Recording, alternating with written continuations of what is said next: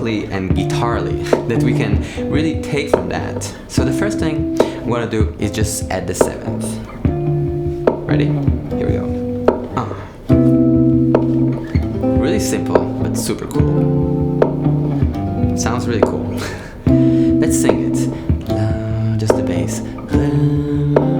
So the reason I want to sing it is because I want to feel it. And sometimes I'll tell myself 1, 6. I'll like the harmonic progression, so I really understand what's going on. Next, I'm gonna add extensions.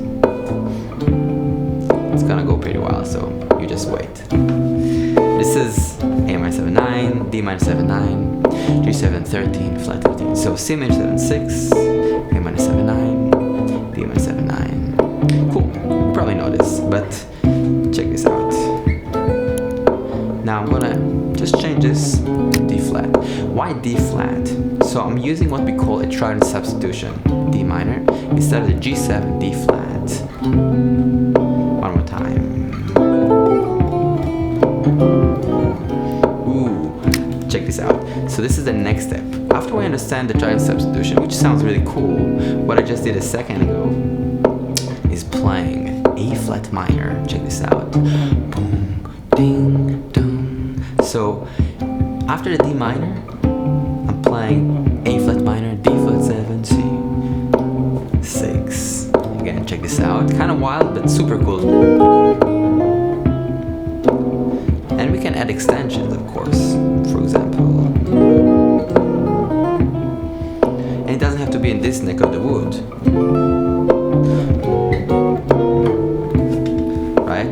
Super cool. And the reason it works is because we're basically doing the 2 of the TRITON substitution. Okay, next. I'm using what we call a secondary dominant. Simple, but super effective. C, A7 instead of A minor to lead us to D minor. So the idea here is I'm thinking of creating tension. And of course we can do it with some extensions.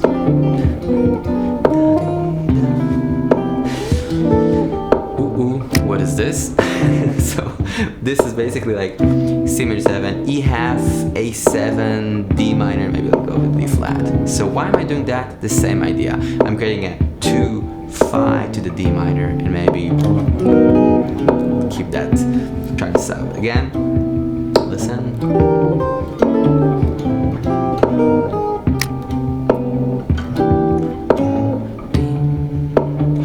Could be also just with the G7, maybe it's already too much, so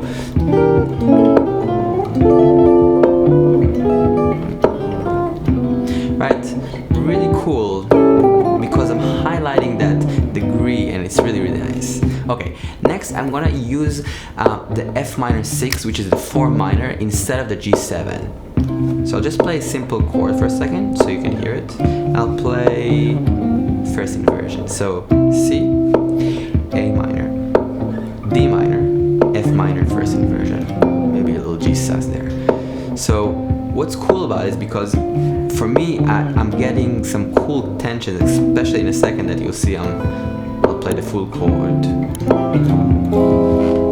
Right?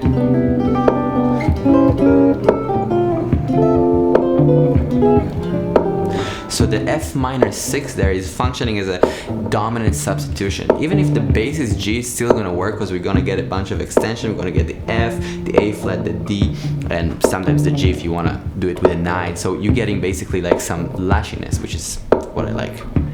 Next, I'm gonna use something simple right now. So C, A minor, D minor, G, but I'm using all first inversion.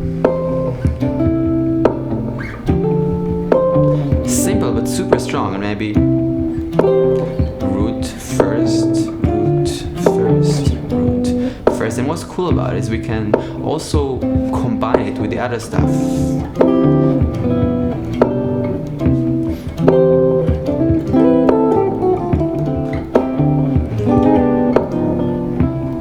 So by taking simple stuff and simple elements like just inversions and connecting that with the extensions, we get these kind of weaving colors that I love.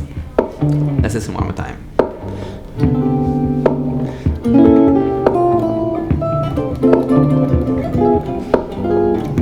right? It's really nice.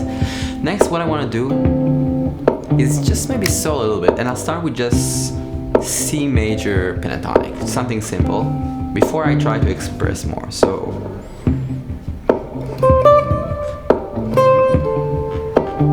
simple ideas.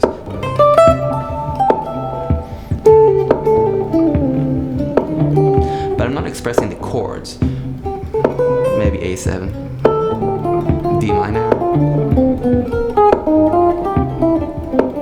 E half. That was F minor. So I can start expressing ideas around the harmonic framework that we're talking about. I know it's a lot of stuff, but you can choose one subject or one progression and start messing around with it.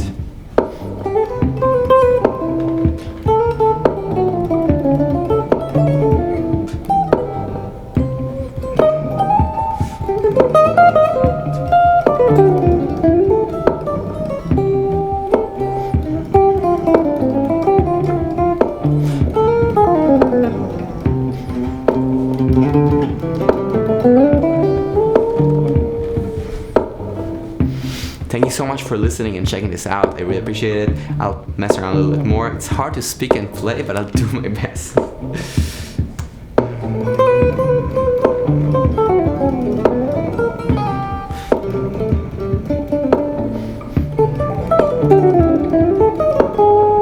That was trying substitution. A flat.